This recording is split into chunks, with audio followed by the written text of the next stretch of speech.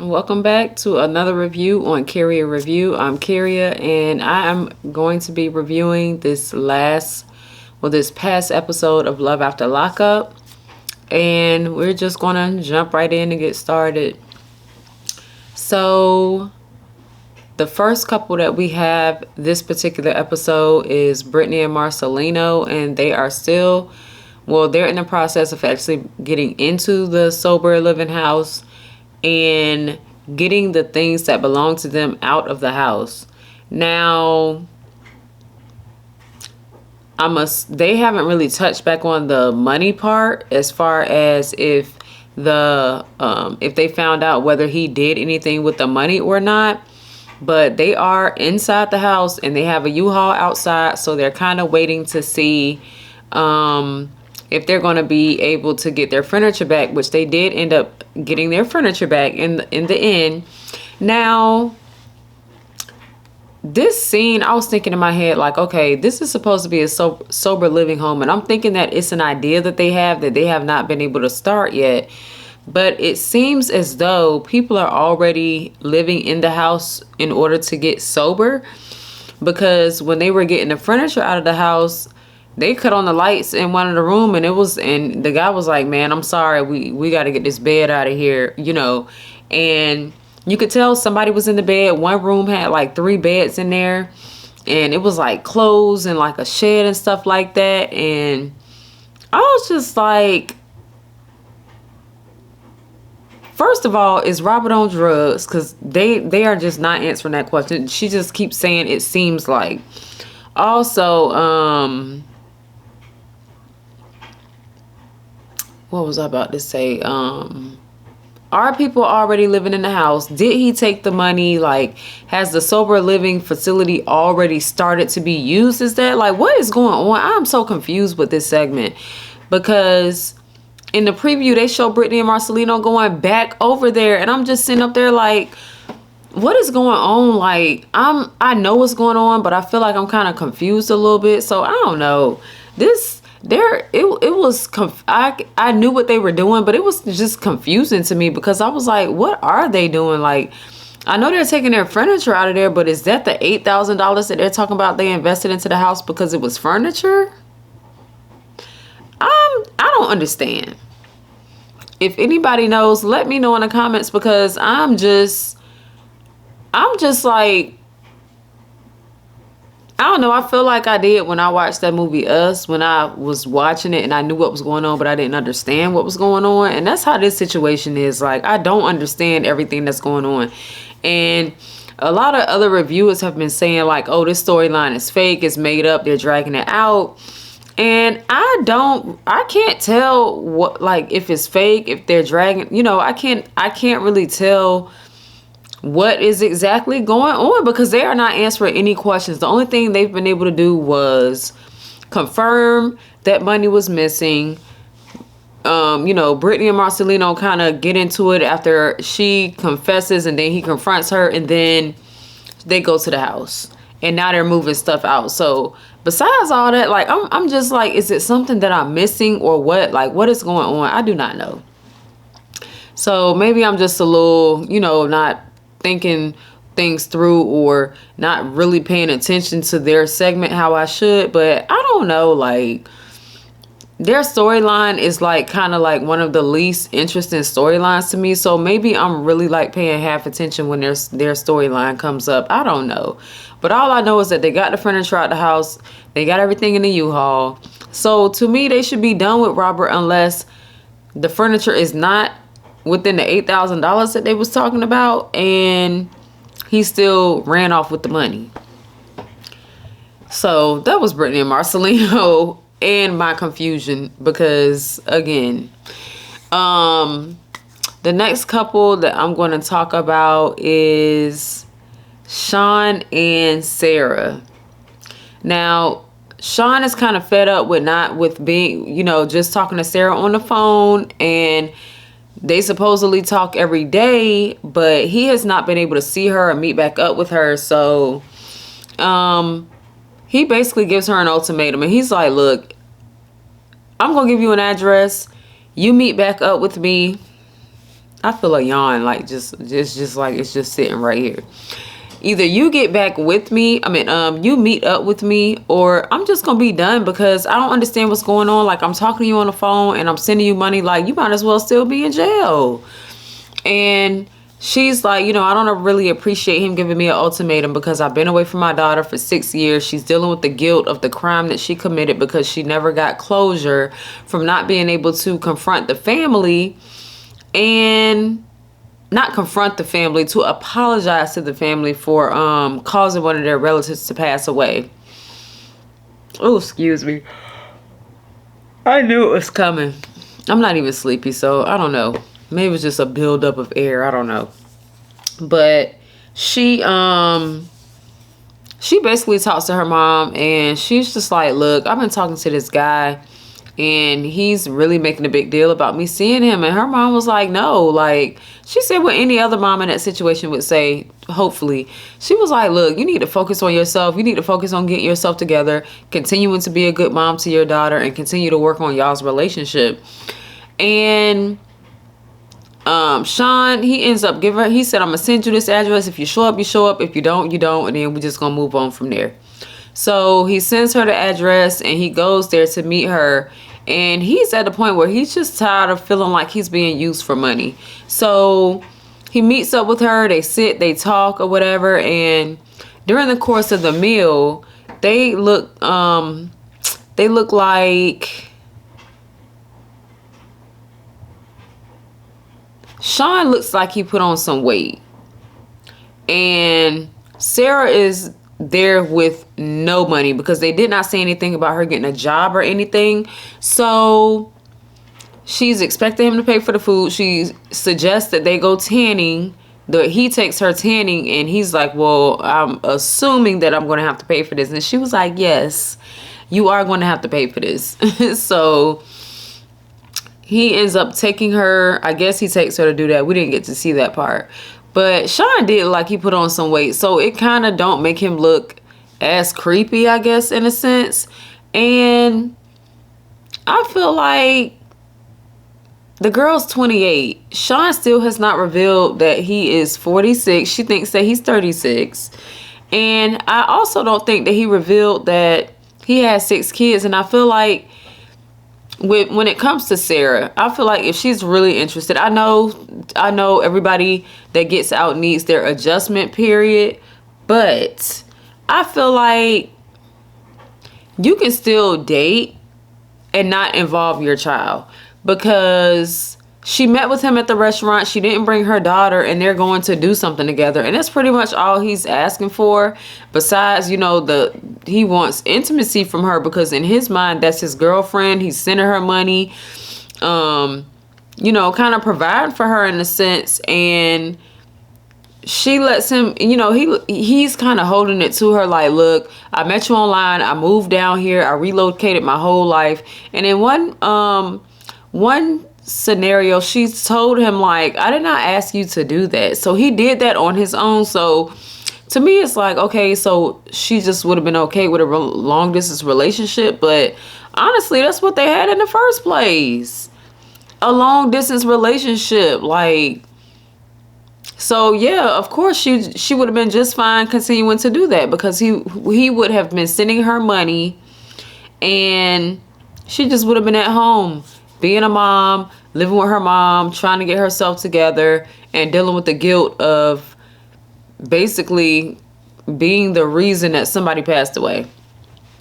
So with their storyline also, it's, kind of just like Marcelino and Brittany. Nothing much happened with them besides him meeting up with her. So, I don't know. I don't know if I can't tell if the girl really likes him or not. Like, if y'all know, let me know. Okay, so I think, we got Shane and Lacy this episode too. Now, Shane knows that he was wrong for flirting with that girl in that gym, especially doing it in front of Lacy. Like, Shawn, what are you thinking about? Did you not think that she won't gonna think it's suspicious that you sitting up there texting the girl? And then on top of that, I ain't even gonna get there yet. So Shane and Lacy go to the gym. Lacy said, look, I'm going. I'm trying to see what's going on. I'm trying to see who this girl is that you're talking to over text message. And Shane was like, it's nothing. Like, I'm just going up here to work out. You coming up here, you acting like you want to work out, but I'm not going to take you seriously until you stop smoking. And then, you know, we can work on you learning some exercises and getting a routine and stuff like that.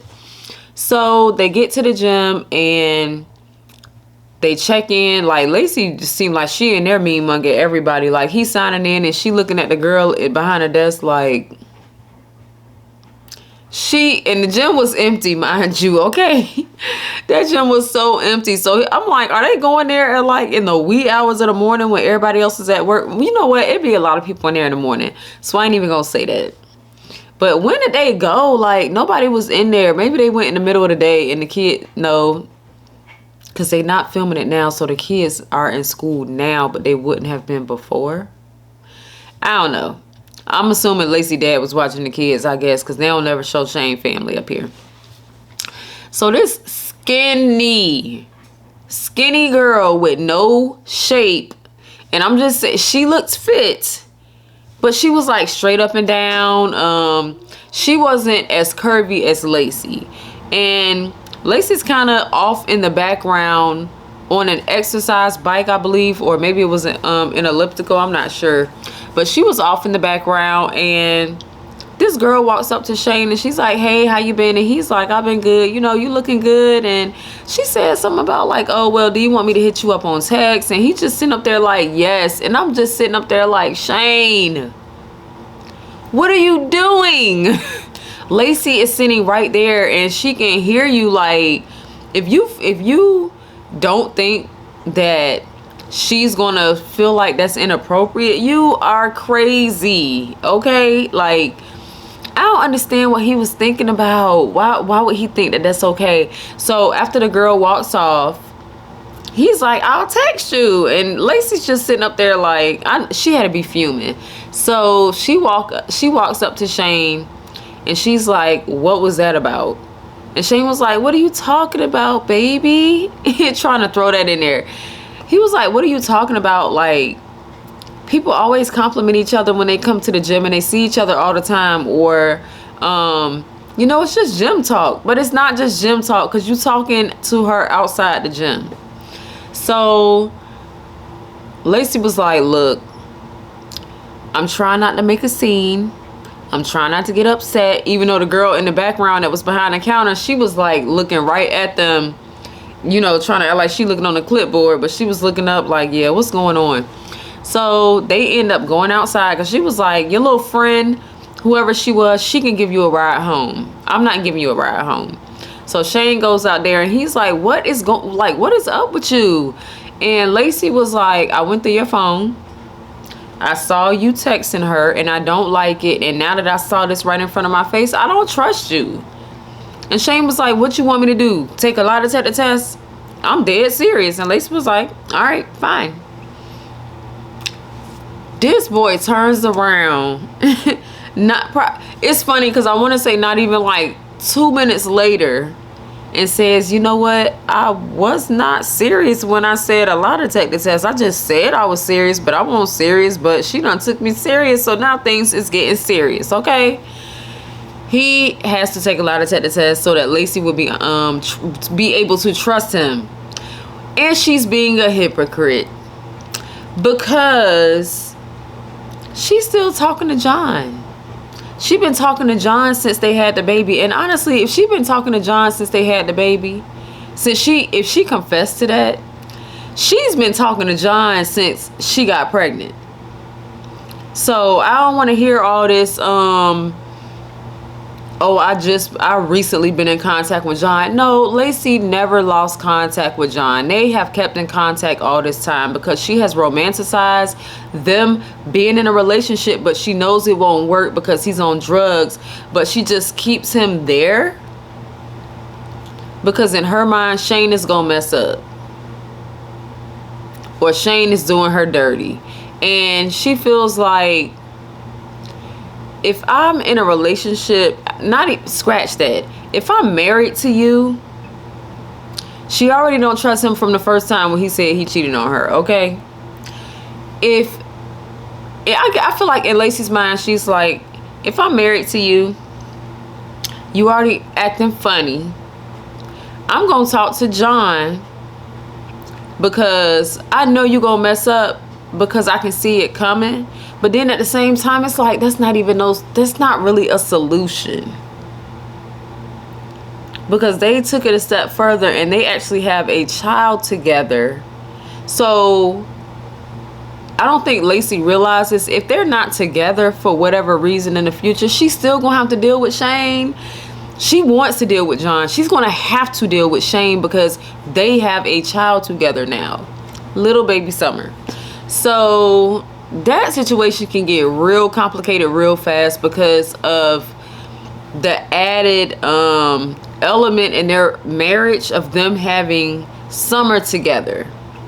Because had they not had Summer together, then if Shane ever were to be out of the picture, they would have no reason to stay in contact besides them actually wanting to stay in contact.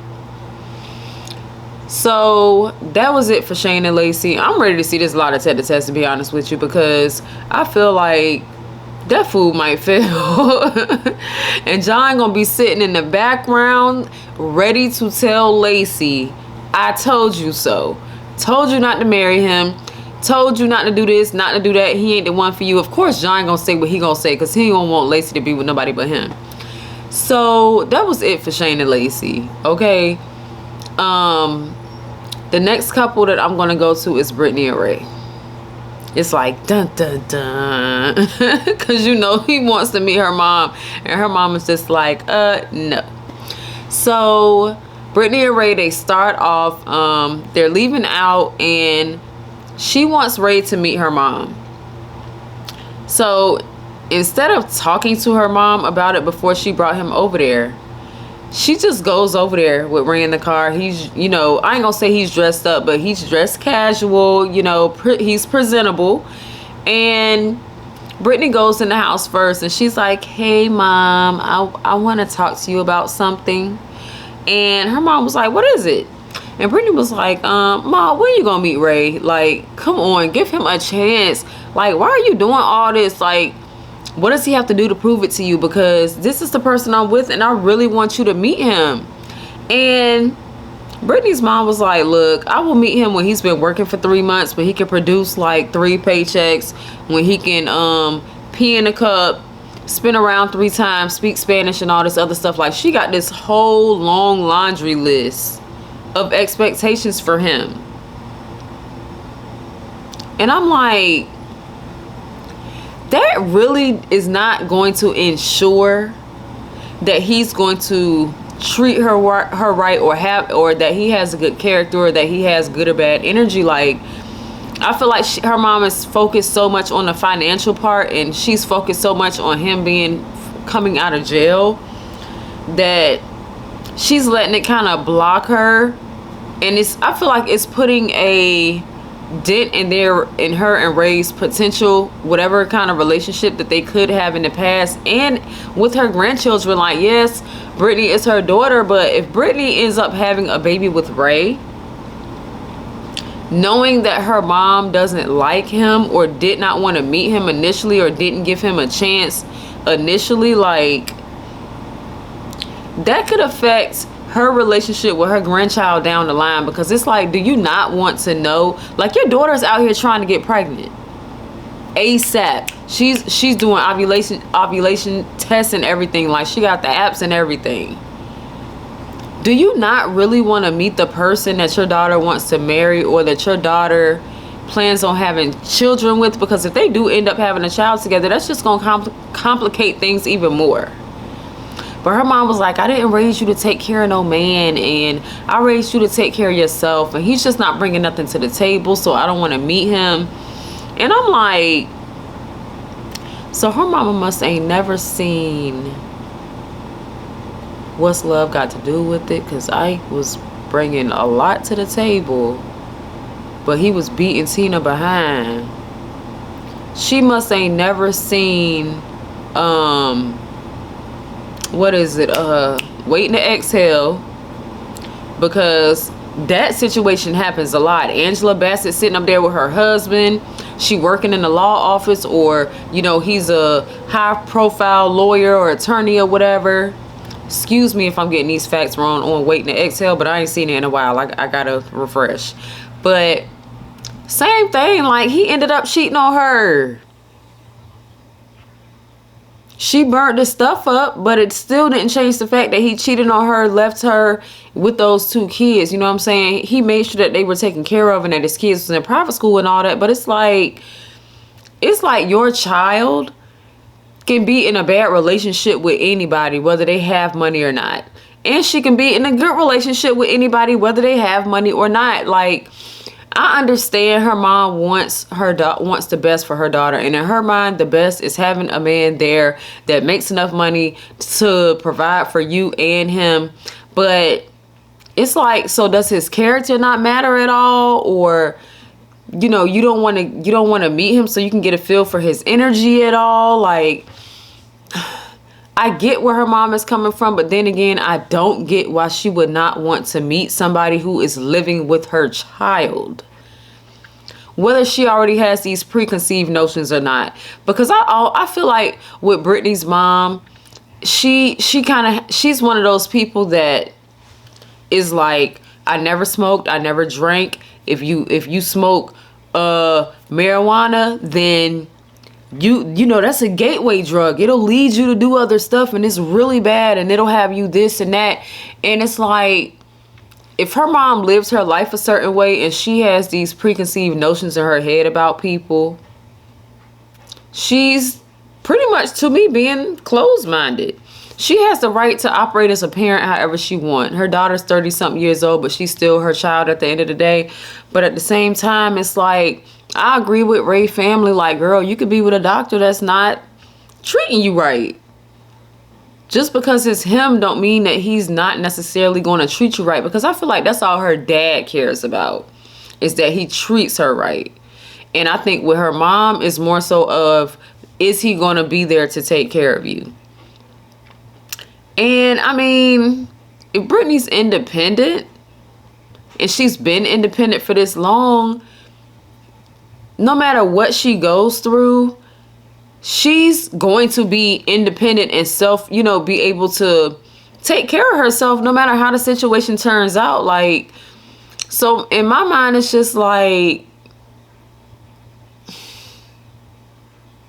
what are you really upset about? Are you upset at the fact that you feel like he should be able to provide right away coming into a new relationship?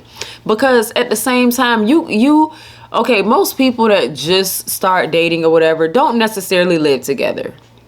Okay, so hold on, I'm losing my train of thought. Some people that date, they don't live together initially, so they don't worry about who's going to provide for who and who's going to provide for what. And she could just meet a doctor and he could want to make sure that she's not materialistic or whatever, and he could be withholding his money on purpose. But then I don't know if it's because her mom felt that way before she even knew Ray and Brittany was going to be living together. So I don't know. Pretty much her mom was just like, no, I don't want to meet him. And he's outside in the driveway sitting in the car. So with that, you know, Brittany's just like, look, she's standing her ground. She still says no. And you can tell, like, meeting her mom is really important to Ray. And since he can't meet her, he does not want to move forward onto other things, because he's like, this is like something that I need to have done before we start trying to build this fabulous life together. Because having a mother-in-law that hates you is not a walk in the park. It will create tension within your relationship, because you don't want to have to make a person choose between you and their parent. So it's always going to be an issue in y'all's relationship. And that's really hard to deal with. I dealt with that in my past, dating somebody for an extended period of time whose parent just hated me. And it's not it's not a good feeling. It's not a good position to be in, because it's like, if I have children with somebody whose parent hates me, now for me it would be different because I'm the female in a relationship. So to me, it's like, if your mom hated me for years and then we ended up having children, I'm not going to be pressed for my children to have a relationship with somebody who hates me. I'm just saying. And then it's like the ball would be in that other person's court, because then it would be like, well, I want my kids to know my mom. Yeah, but your mom hates me, and those are my kids. She not gonna have nothing nice to say about me, and she's not gonna bad mouth me to my own doggone kids. So it creates a whole nother layer of issues. Because when they got back to the house, Brittany was like, you know what? Let's leave that issue back there at my mom's house. Let's go in here, and I need you right now because I'm ovulating. And you know, she just completely switched gears. And Ray was like, I'm not your sperm donor. I'm not a sperm donor. And I'm not your sperm donor. This situation with your mom right now kind of has my spirits kind of low. She's making me feel like I'm not good enough for you. And I'm honestly just not even in the mood right now, because why would you, he asked her, do you think it's really wise to try to have a baby with someone who your parents won't even meet? I haven't even been accepted into your family, and you want to start a family with me who's going to be attached to that other family. Like, I get his apprehension, because to me it makes sense. Things are not as they should be. He's not financially stable. Her mom hates his guts, and he's still trying to figure things out. Because in my mind, I don't feel like the show was recorded 3, 4, 5 years ago. He seems like, you know, he's still needing time to get readjusted, and it's going to take time. Being away from society for 4 years is a lot. I mean, shoot, not visiting your hometown for a year or two is a lot, because then when you go back, so much done changed. Or just anything, like, life keeps going on, and when a person is taken out of a situation and then placed back into it, they're going to have to play catch up, and he's going to have to play catch up for like the next 4 or 5 years to probably be able to hit a plateau where he feels like, okay, I'm in a good space. I might not be where I want to be, but it's good enough to sustain what I have going on right now. So he kind of told Brittany what she did not want to hear, but what she needed to hear. And she wasn't too hot about that, because now she's like, oh, I have a secret that Ray doesn't know about. Okay, girl. So that was it for their storyline. And the last couple that we got this episode was Daonte and Nicole / Tia, even though Tia won in this episode, except for like some flashbacks or whatever. We did not get Stan and Lisa this time. We didn't get Amber and Puppy, and I believe that's it. I think it's like 6 couple. No, we didn't get Christiana and John.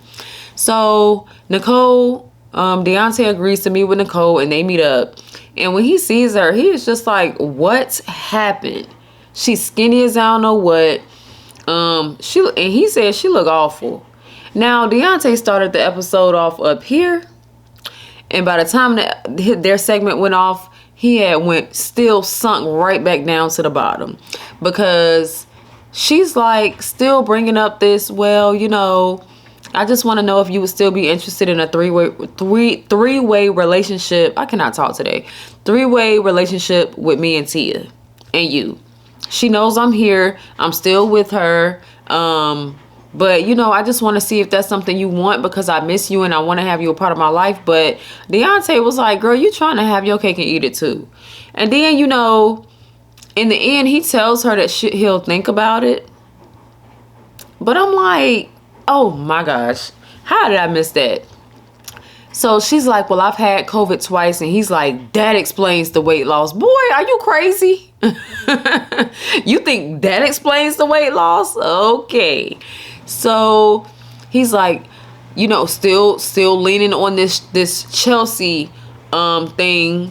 Like, well, you know, my last ex that I had, I stopped talking to her. I went and take her back, and she ended up passing away. And I feel like when when he said, I feel like I'm letting Nicole down, I think I could have just passed out right out my seat. Like, just fell straight on the floor. Like, boy, what are you talking about? You let her down. You letting all of us down and yourself because you keep making these stupid decisions when it comes to this one flimsy behind female. And she broke us down or what? She not bringing nothing to the table. Like, I don't understand what he sees in her. But he's like, I feel like I let her down.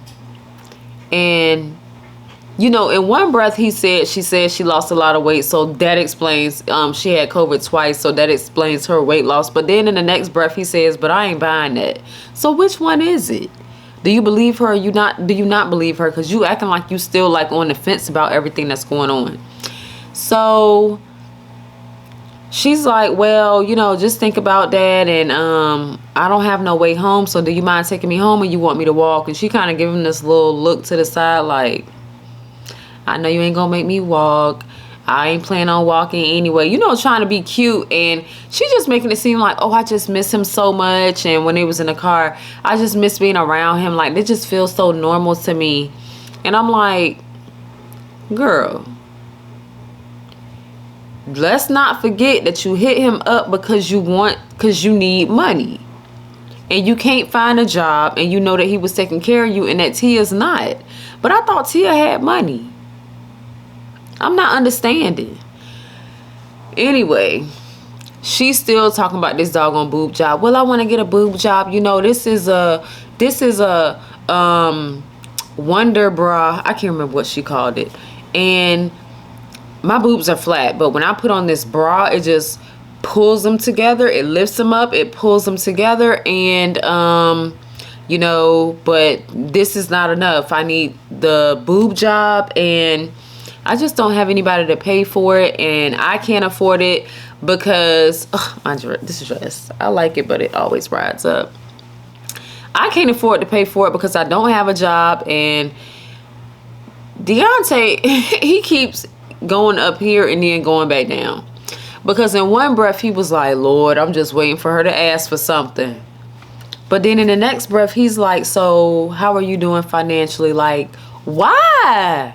Why do you need to know how she doing financially? Why? Why does it matter?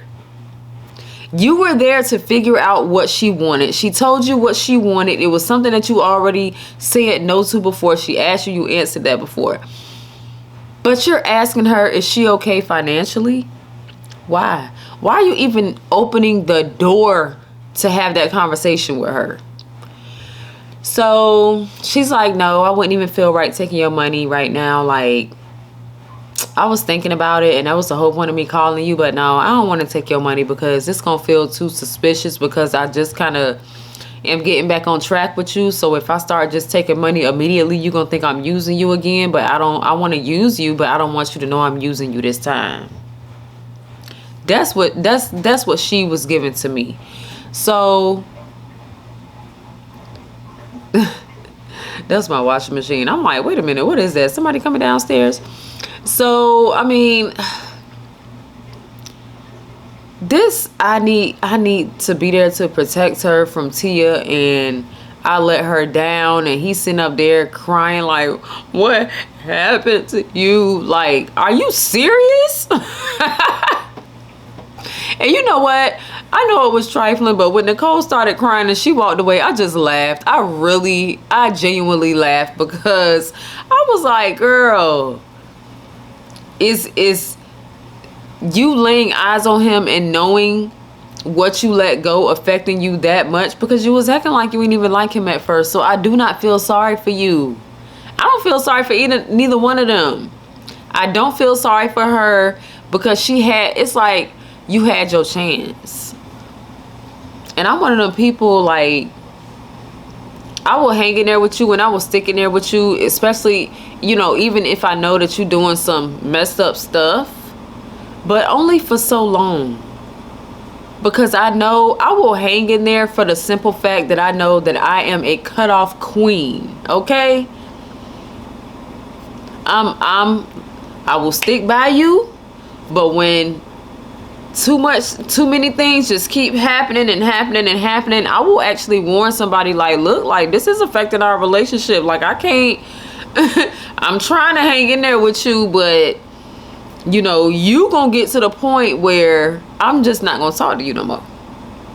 Cause I'm one of those people that have to gift of goodbye. Okay, once I get fed up with your stuff, that'll be it. But my thing is, I put up with it for a little while. I put up with it for a little while to let you know, like, look now, I notice you doing this. You need to change. And if you don't change, or if I talk to you and, you know, kind of let you back in, like, and I'm a communicator. I'm a good communicator. So I'll say, you know, this is what you're doing. I don't like it. I don't appreciate it. It's making me feel X, Y, and Z. Like, and you know, what's going on? Like, because this is affecting what our relationship, our friendship, or whatever. And if I don't see a resolution, or if the person just keep messing up and keep messing up and keep messing up, like, after I'm done holding on and I say, you know what, and I make up in my mind that, you know what, this person is no longer about to be in my life, then that's what it is. And I move on and not look back. Not at all. Like, he don't have that. He don't have, or maybe he does, but he's going through his cycle of, let me see what you about. I'm telling you what you did wrong. You know what you did wrong. Let me see, you know, let me give you another chance, and then another chance, and another chance. So I don't know. He might be able to walk away. He might be a cutoff king. I don't know. But as for me, and you know, and then on top of that, like, whatever played out in their relationship from the last season, he was able to watch it on TV. So that just like doubles down on everything. He could see when she was lying. He could tell when she went off with the guy. He know that she got intimate with the guy. He know that she was intimate with Tia. Like, she was intimate with everybody that was doing nothing for her. So I think my cutoff would be a little quicker if I was giving somebody chance after chance, but I actually was able to watch it on TV, that they were still going behind my back doing stuff. Then the cutoff would be so real and so quick. So that's what he needs. Like, I'm hoping he has it within him, just like he had it within him to get mad and go off on that guy.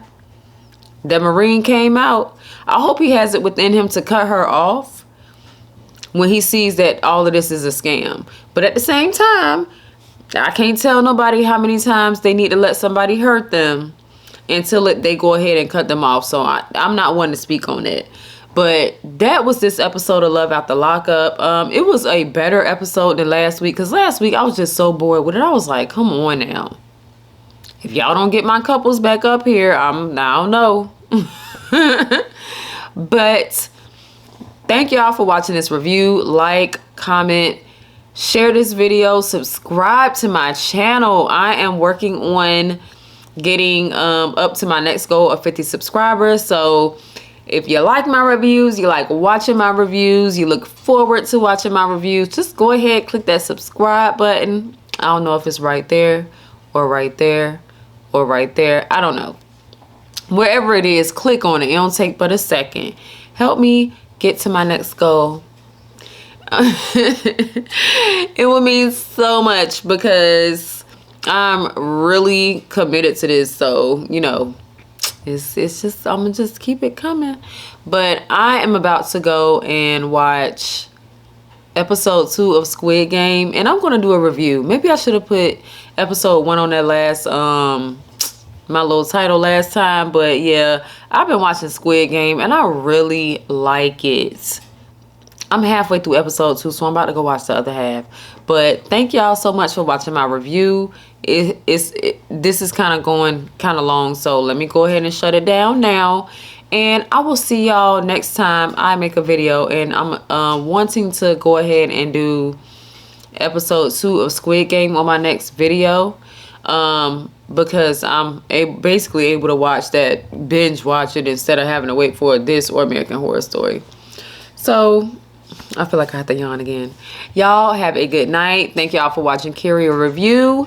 And I will see you next time. Bye.